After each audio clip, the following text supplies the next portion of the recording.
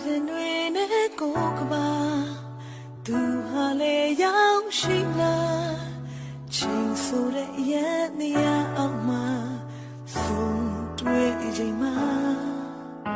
ကြုံမမြင်နိုင်တဲ့နေတွေပိုင်ဆိုင်နေရလို့ပါသူရဲ့ကိုယ်တွေ့တဲ့ခိုင်မှာရှင်းစက်နိုင်တော့ပါ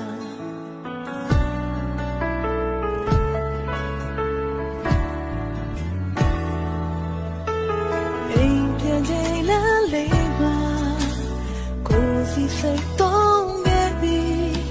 ဒီစုံတရားမျောလင်းမိခဲ့တာမင်းသိနိုင်မလားဆိုင်သူတွေချင်းသိလဲမပိုင်ဆိုင်နိုင်တဲ့ဘဝမှာမြင်နေရုံလေးအဖြစ်နေတာတို့တွေ့ထောင်ရလားမလိုဘူးနော်တို့သူ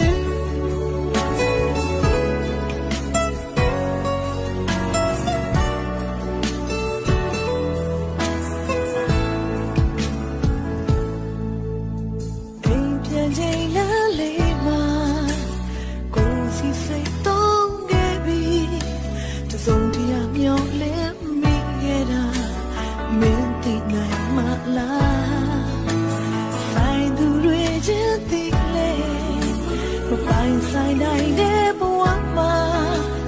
မြင်နေရုံလေးဖြစ်နေတာတို့တွေ့ထား